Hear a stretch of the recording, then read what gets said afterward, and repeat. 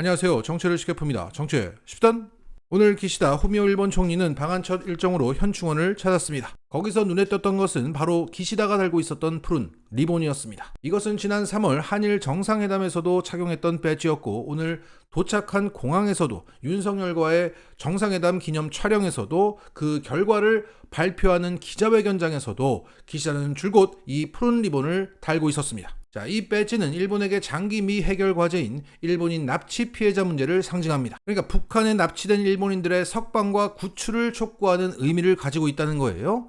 자, 이 일본인 납치 문제는 1970년대 바닷가에서 일본인들이 잇따라 실종되는 사건이 발생됐는데, 여기에 일본은 북한이 17명을 납치해 갔다고 주장했고, 이후 북한이 13명 납치를 인정하고 5명을 돌려보낸 뒤 8명은 사망했다며 문제가 종결됐다고 발표했습니다. 그러나 일본은 아직 12명의 일본인 생사를 알 수 없다며 계속 문제 제기를 이어오고 있는 상황입니다. 그래서 전임 총리인 스가도 아베도 공식 석상에서 이걸 달았으며, 일본에서는 정치인들에게 블루 리본 착용을 독려하는 캠페인도 꾸준히 이어왔다고 합니다. 결국 일본은 50년 넘은 과거사 문제를 가지고 지금까지 북한의 사과와 해명을 요구하고 있는 겁니다. 자, 그러한 의미가 담긴 배지를 계속 착용하고 있는 기시다를 향해서 윤석열은 뭐라고 했습니까? 한일 과거사 어느 일방에 요구할 문제가 아니다. 일본은 북한의 과거사에 대해서 요구할 수 있고, 한국은 일본의 과거사에 대해서 요구할 문제가 아니야 라고 말한 것과 마찬가지입니다. 또한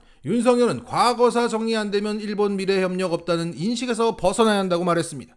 우리는 과거사에서 벗어나야 되고 일본은 과거사에서 벗어나지 않아도 된다는 얘기입니다. 결국 일본 대표가 파란 리본을 달고 있었다면, 한국 사람이라면 위안부 문제 해결을 촉구하는 그 노란 리본을 달고 있어야 됩니다. 그런데 그런 거 없이 저렇게 얘기했다는 것은 과거사에 대한 문제 제기는 한국은 해선 안 되고 일본은 해도 된다고 말한 겁니다.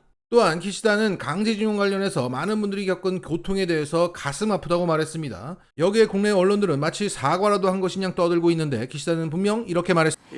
이는 이 당시 그 힘든 일을 겪은 사람들에 대해서 사람들에 대한 저의 개인적인 직접적인 감정을 솔직히 말씀드린 겁니다.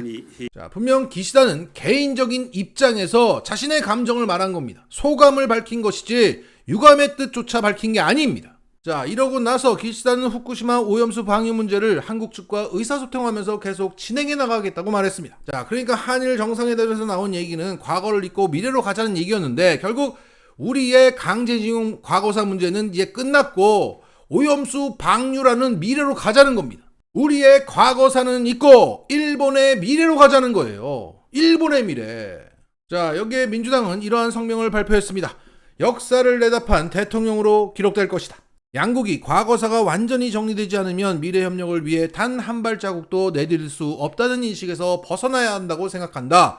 이런 윤 대통령의 이 한마디에 오늘 한미 정상회담의 의미가 모두 담겨져 있다. 왜 양국 외교 복원의 전제가 우리 역사의 폭이어야 하나? 윤 대통령은 과거사는 일방에게 요구할 수 없는 문제라고 강변했다. 국민 앞에서 일본의 입장을 대변하는 윤 대통령의 모습을 보는 우리 국민들은 참으로 참담하고 허망하다. 누가 윤 대통령에게 강제 동원을, 위안부 문제를, 우리의 아픔을 퉁치고 넘어갈 자격을 주었나? 누가 용서할 자격을 주었나? 역사를 망각한 윤석열 대통령의 오늘 망언은 희대의 굴종 외교로 평가할 수밖에 없다.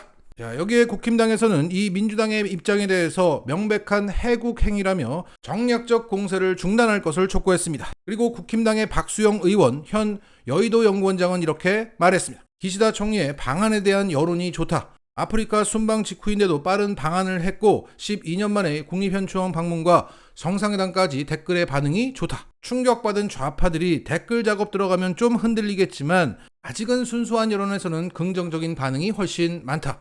댓글이 비교적 중립적인 SBS에 달린 댓글을 첨부한다. 자, 그래서 그 첨부된 댓글을 봤더니 현충원에서 기시다 총리도 태극기에 묵념하고 고개를 숙였다. 탁현민 어디 갔냐 논평해봐라. 그리고 100% 만족할 수는 없겠지만 그래도 중국과 북한보다는 미국과 일본이 맞다. 양국 모두 하나씩 꼬인 실타래를 풀고 미래 세대를 위해서 조금씩 양보하길. 야, 이걸 보고 분위기가 좋다. 네, 총선 때 봅시다.